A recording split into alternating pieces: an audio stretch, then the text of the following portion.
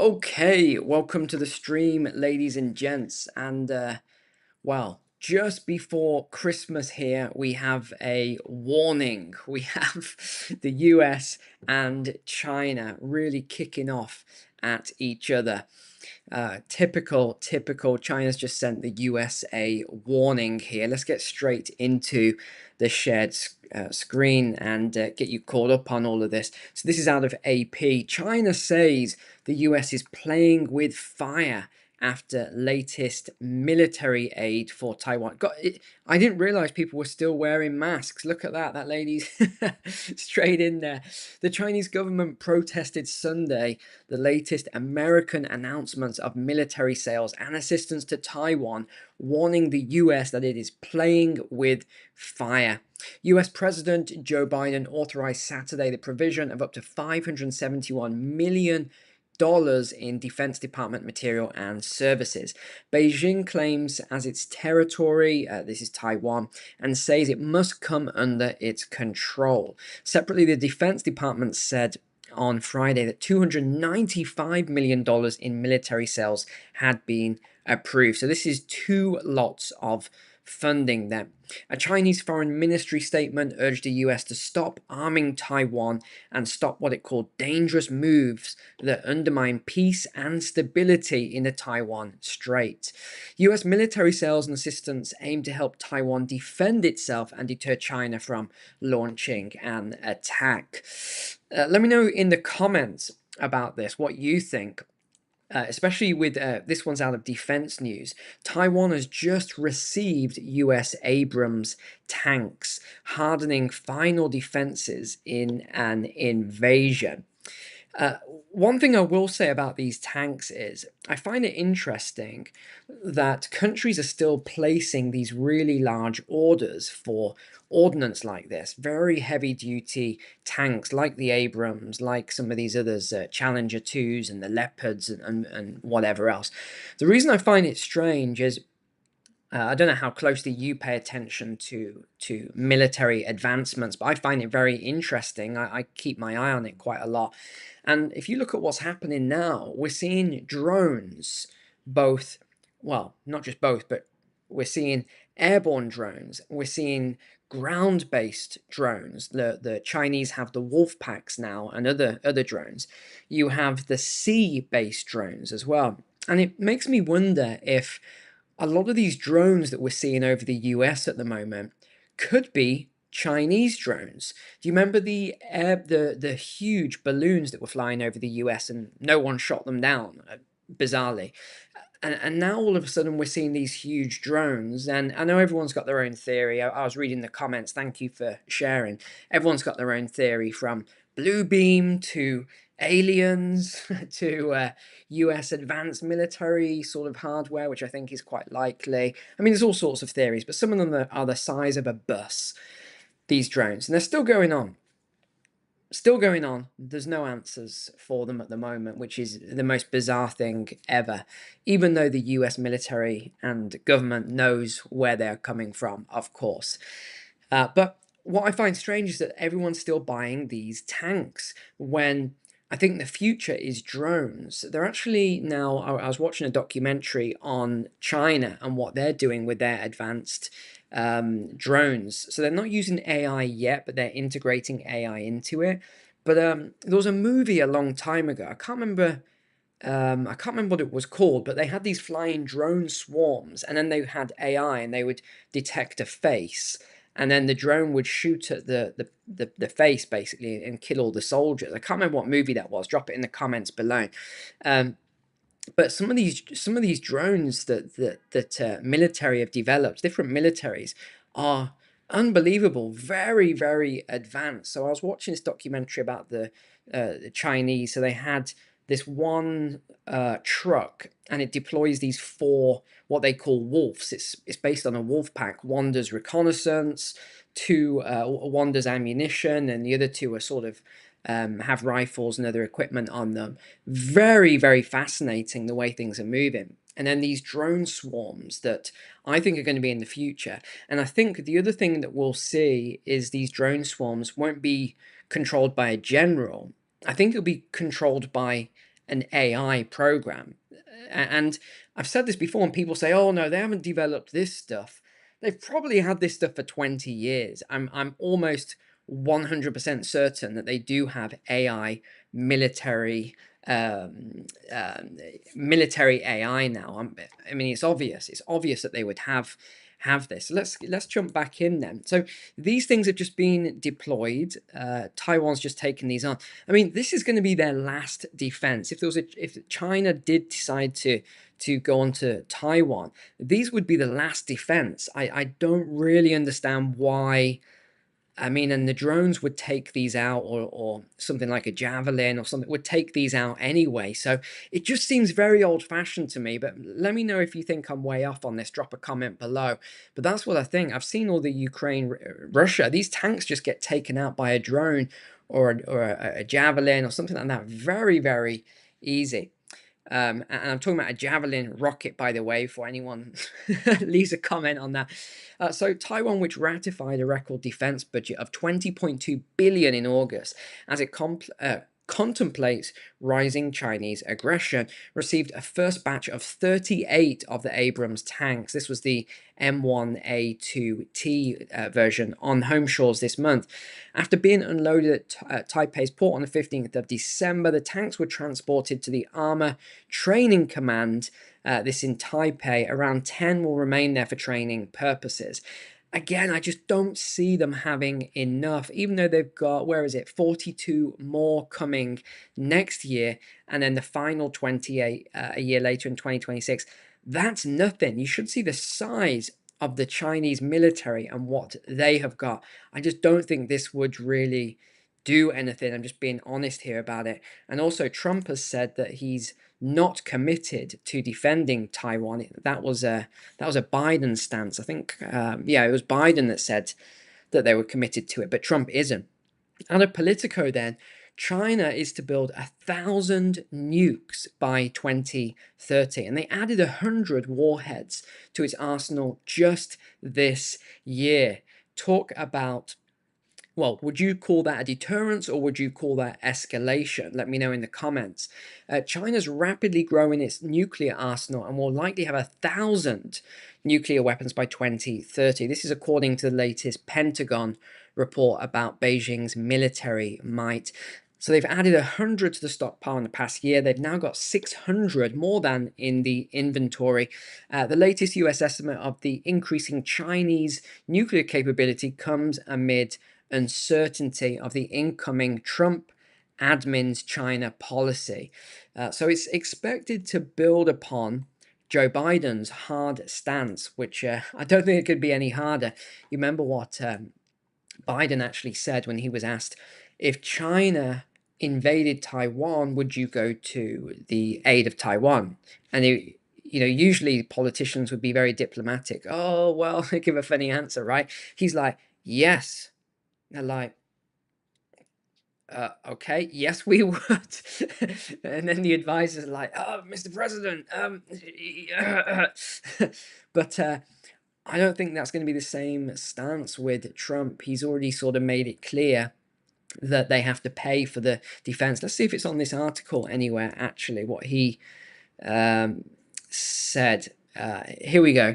He said he will use tariffs and economic pressure in an attempt to exert influence over Beijing, and he's seeking to fill his admin with China hawks from Mark Rubio through to Mike Waltz. So I think it's quite clear. But China says it has a no first use policy for its nuclear force, meaning it would not fire first. And its focus is more on deterring a massive counterstrike, the report said.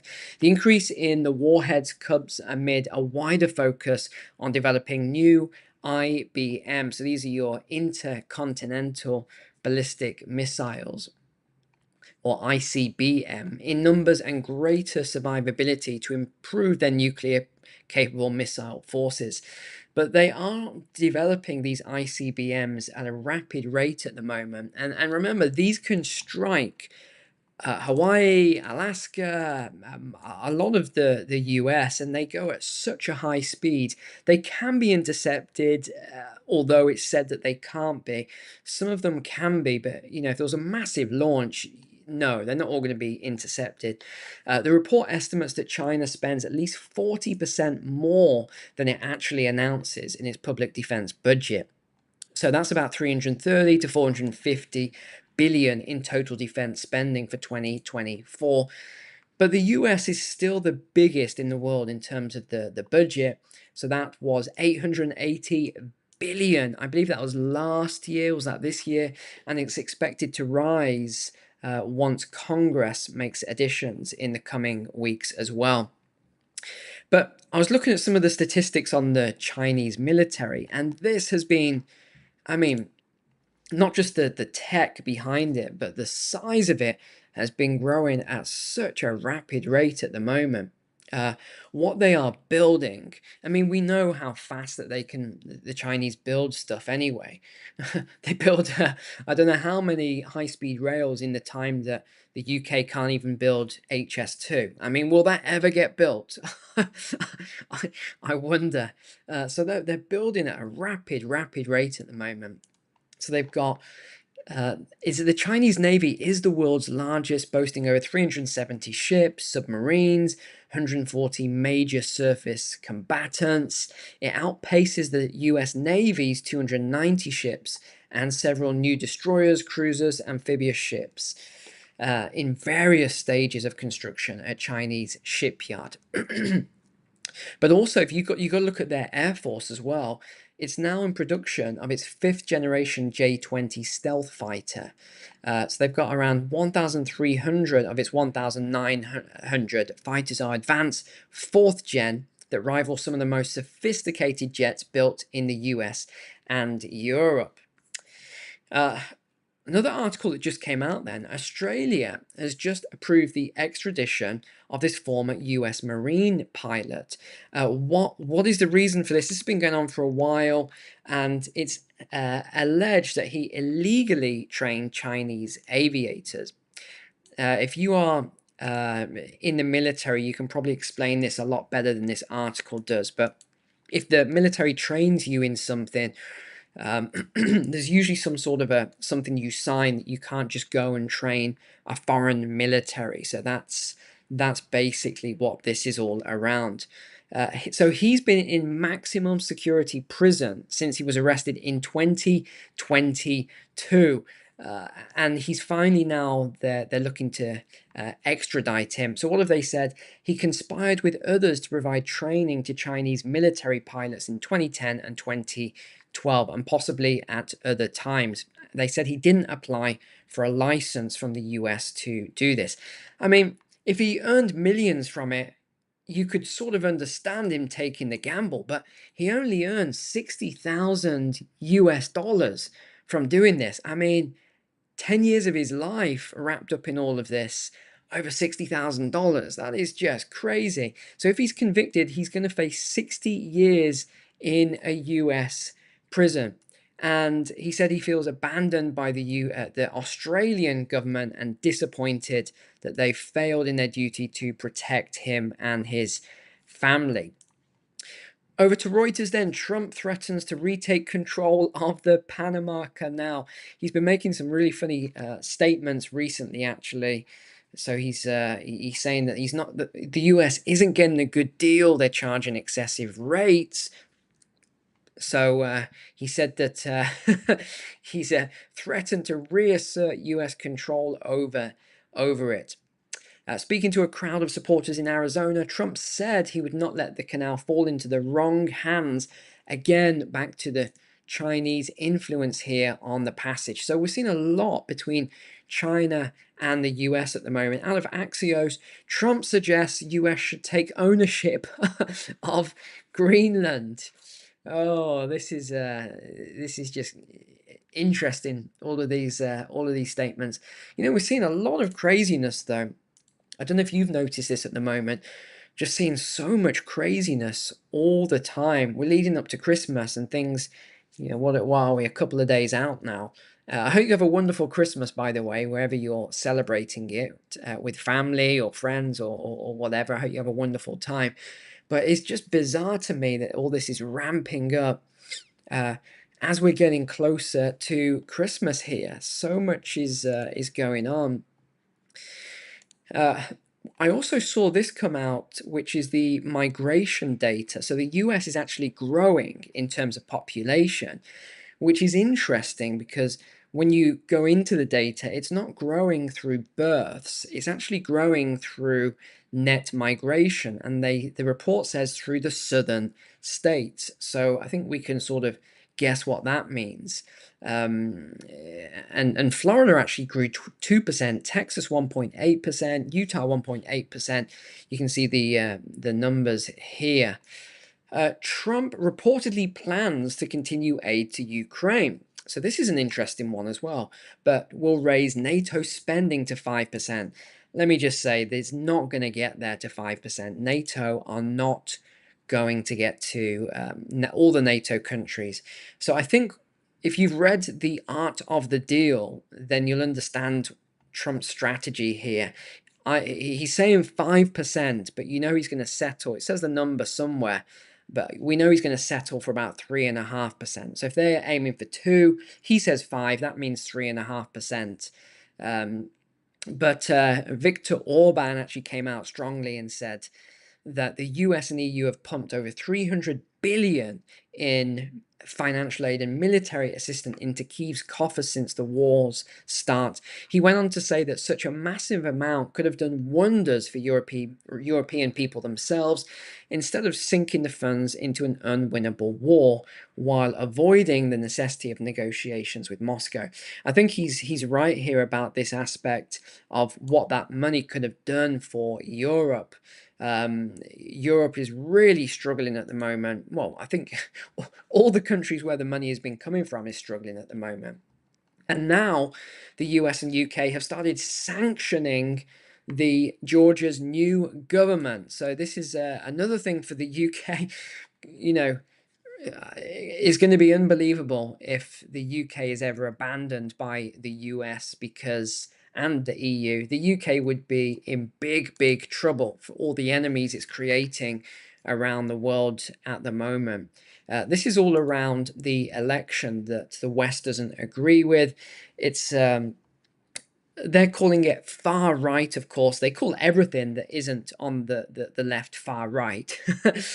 the Western media now. It doesn't matter if you're a centralist, you're far right. So this is what here it is. Western media describes let's try this one.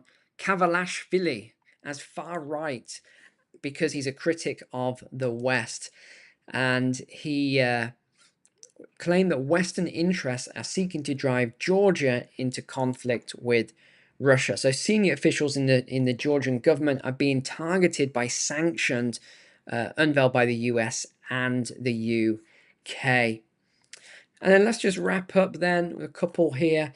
For the middle class, fewer gifts under the tree this year. So it's estimated that the middle class, which is 40 to 100,000 in the US, spent 20% less on gifts this year. And the poll says that it was due to lack of affordability. But this was the funniest story I saw.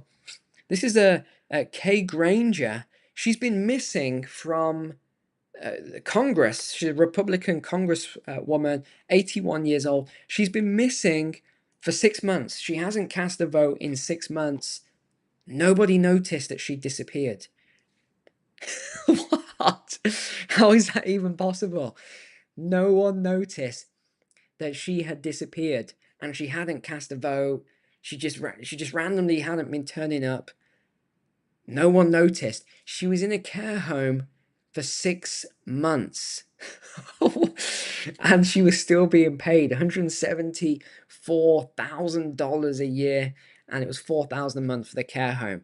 I mean, this sort of stuff baffles my mind. Whenever I hear it, I have to read it twice just to make sure I actually understood that. Craziness. All right. Thanks so much for being online. Have a wonderful Christmas Eve and a Christmas Day. God bless you guys. God bless your families. And I'll speak to you after Christmas now. Take care.